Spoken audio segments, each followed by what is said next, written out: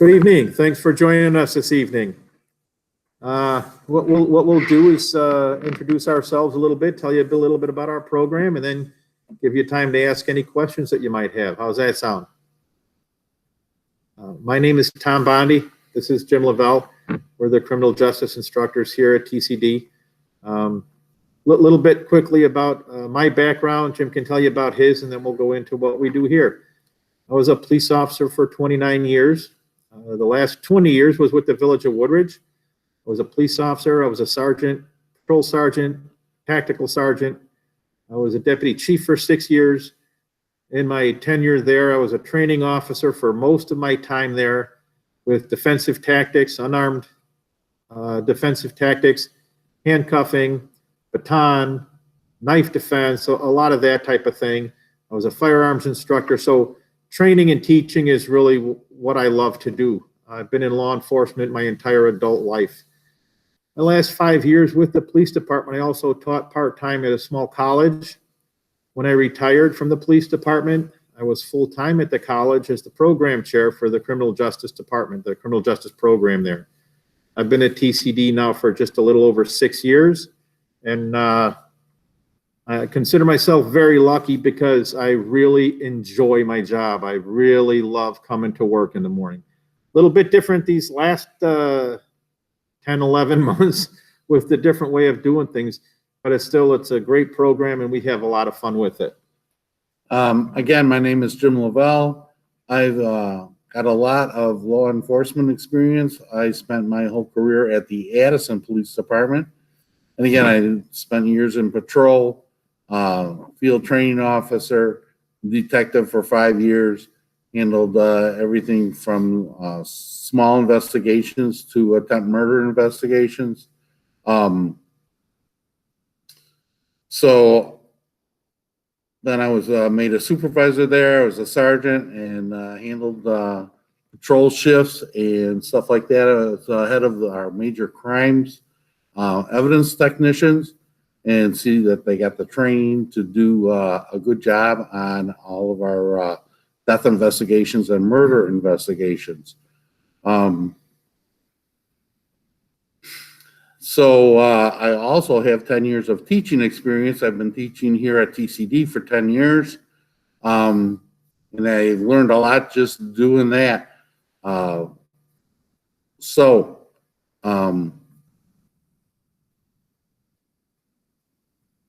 Anyway, we have a program here where it's an introductory program.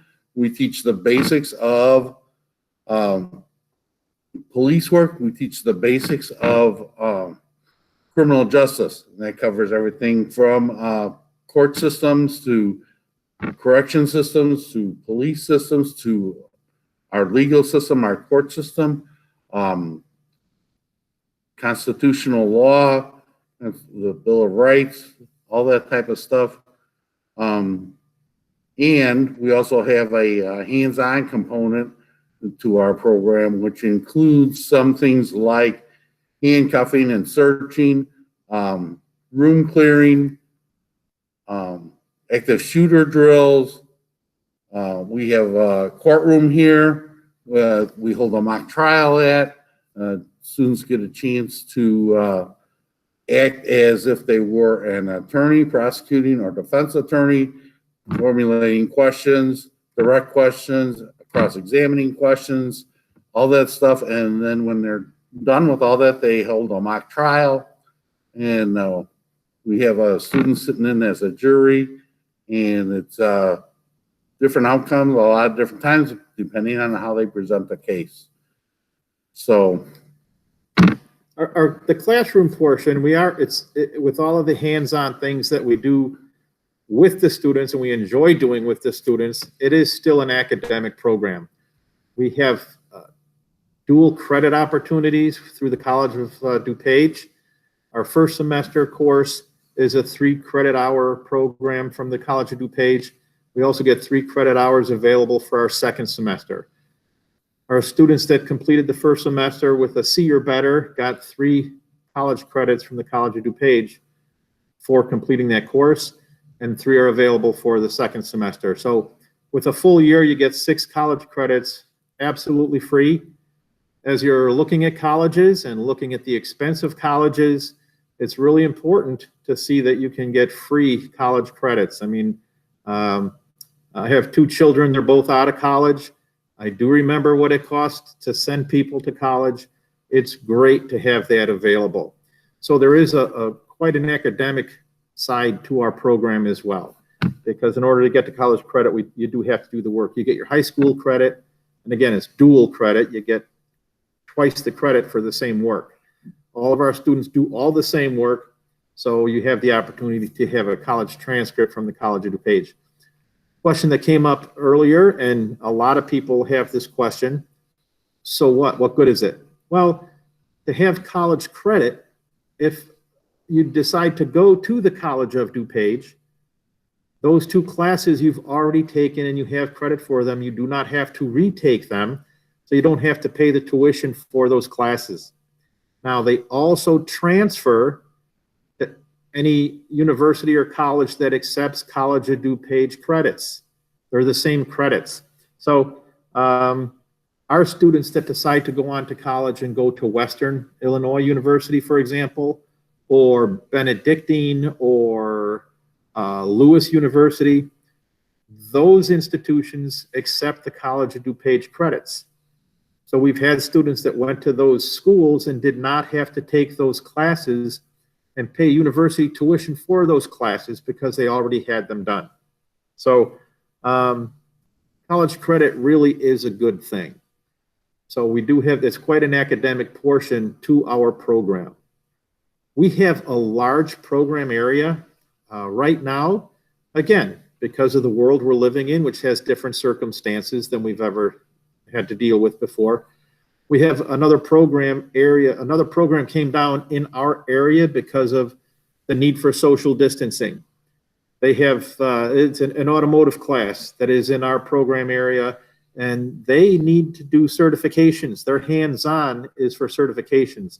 We don't have any actual certifications in our program, with an exception of CPR. We were unable to get our CPR program done last year because that's traditionally on their second semester, and we were all completely remote second semester. We're looking into how that's going to happen this semester, if we're able to get our CPR training done. But we make do. We just, this semester, our program became a hybrid. There was an opportunity for our students to be hybrid, not just remote. So we have some students that were very excited to get the chance to come into the building and to learn some of the physical skills. With that, we take every precaution that we possibly can, because the only way to have students in this building is to do it safely. That's our number one concern. We started off with handcuffing. Keeping all the safety protocols in mind, we went and purchased brand new handcuffs. So we have many more sets of handcuffs. We're using these brand new ones, so fewer people have to handle the equipment. When they're done with the equipment, we wipe it down with disinfectant wipes, sanitize it, so they're ready for the next student to use. Whenever the students leave our classrooms, we wipe down the tables with disinfectant. We sanitize the tables where the students are sitting for the next group that comes in. And every time people leave, we wipe down the tables, we wipe down the equipment. So we're really following all the protocols and doing everything. We may be going overboard, but that's okay, because it really is our main concern, is to make this a healthy, safe learning environment for everybody. Anything else, Mr. Lavelle? No, I think we can ask for questions. Anybody got questions so far? What we do, typical day starts out, we usually have a lesson plan all ready to go. We do that lesson plan, that's our academic portion. We have the opportunity, we can also start into some of the hands-on stuff, but the academics takes a priority, so we can get you the college credit that you deserve. Then we fill in with a lot of hands-on stuff. Start out asking them, what's in the news today, see how it's related to anything criminal justice. That includes court systems and police departments and use of force issues, all that type of stuff. We can get into those discussions. And we try and relate it to what's going on today. And there's always stuff in the news to talk about, which is directly related to what's in our books. That helps because it's current. It's not just out of old books, old things that we're talking about. It's current in the news today. We have lesson plans prepared for the class, and it's not all that unusual for me to never get to my lesson plan that day, because we end up having a great discussion about what's in the news currently, what happened last night, what was in the news last night, and how it relates to what we're learning in the book. So we might not get to the actual lesson plan, but we still speak and talk about address what we have on the lesson plan. Would we get graded based on the lesson plans? I'm not sure I exactly understand the question, but you mean because I didn't go by my lesson plan? That doesn't affect your grade, because what we're talking about now is class participation. So the students come up with some of the topics that we're talking about that they've seen in the news. So if we're talking about a related topic from the news, yes, participation is a huge, I'm sorry, the question is for those of you that didn't see it in the chat. Do we get graded by participation? We expect people to participate.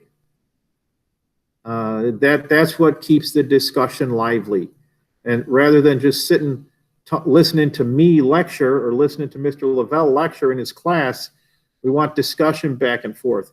The students need to feel comfortable voicing their opinion, especially if it's different than that of the instructor and or the other students.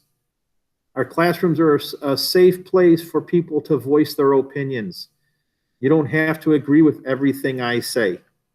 That's just not going to happen. We will have differences of opinion. Each of us get to voice our own opinion. Now, on some topics, you will never convince me that your opinion is correct. And I will never convince you that my opinion is correct. We can have a good discussion about it, but there will be times when we need to stop that discussion and move on just for time's sake. Not that one of us is right and the other one is wrong. No, we have to agree to disagree and then move on because we have other things to talk about. So we can discuss, we can debate up to a point, and then we need to move on. Did I answer your question about participation? It's very rare. It's very rare in my class. I can't speak to Mr. Lavelle's because I don't sit in his class because I'm busy with my own. That somebody in class doesn't get participation points, because if they're not participating, I straight up ask them a question. I ask for their opinion, and they need to tell me what their opinion is. Now you've participated. So it's my job as a teacher to get you to participate. So it's an active discussion that goes on in the class as often as I can get that to happen.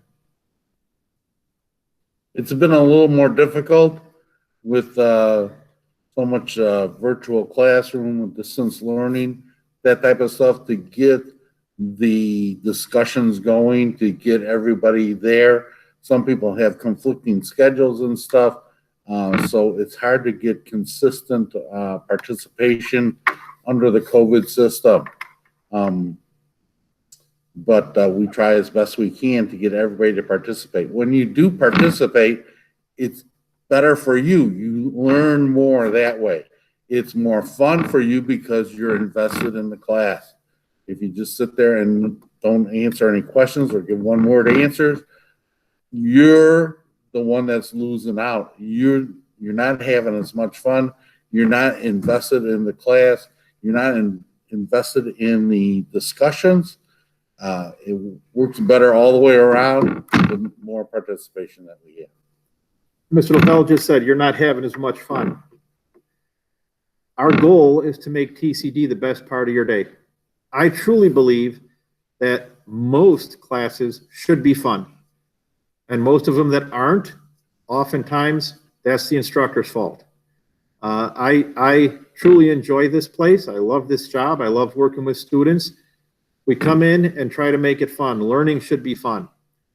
Another way that we do that is by having actual police training equipment.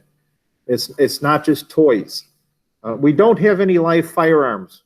No live firearms or no live weapons are allowed in this building. We don't have that, so everybody can be sure that it's safe. But our training weapons are the same training tools that police departments use. We buy them from the same police supply store. We have a squad car that we use. We'll do traffic stops with that. None of the students drive the car. That would be extremely scary for me. One of the scariest things that I think I could ever happen in this building. So they don't do that. The students don't drive. We set up the car and the students do traffic stops. Come April, May, we get a nice day. We'll take the car out to our front parking lot and we have a radar unit. We let the students experience what it's like to run radar. Now, we stay on our parking lot. We don't take the car on the street and we just see how fast some of the vehicles are going up and down Swift, the main road right outside our main entrance. So some of the practical things that police officers do, that's a lot of students just are curious about how that happens. So we do that. Well, if it's nice out, and especially with all the social distancing, we'll do our traffic stops outside on a nice day. We've got a fenced-in parking area right outside our door, so it's safe. We're not in any danger. There is no traffic coming by, and the students will get an opportunity to practice how traffic stops are done. So we try to make things as realistic as possible, training-wise, our scenario training. Another thing we do is we set up a crime scene room, and students get an opportunity to do crime scene sketches, to collect evidence, to get an understanding as to how different types of evidence is collected, stored, preserved, logged, report writing, whatever we can think of to do that would be realistic. We've been talking for a while. Are there any other questions?